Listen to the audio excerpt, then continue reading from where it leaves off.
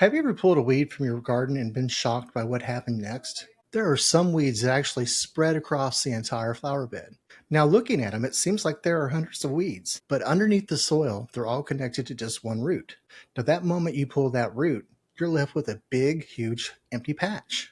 I was talking with a fellow brain injury survivor today who told me he feels like his entire support system is just falling apart. Now, sadly, that's a conversation I've had more times than I can count. You see, after a brain injury, many of us lose friendships and sometimes even family relationships. And it's not because we stopped caring, but it's because our lives changed in ways that they can't understand. And I told him, I said, it's kind of like that weed. We look at the flower bed and we think there are hundreds of weeds covering the ground. But when one root is pulled, we're reminded that one thing was supporting a much larger space than we ever realized.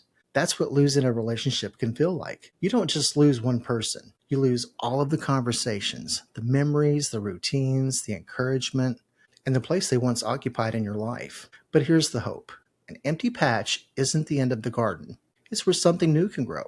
Sometimes the people who stay and the people who arrive after your hardest season become the strongest roots you'll ever have.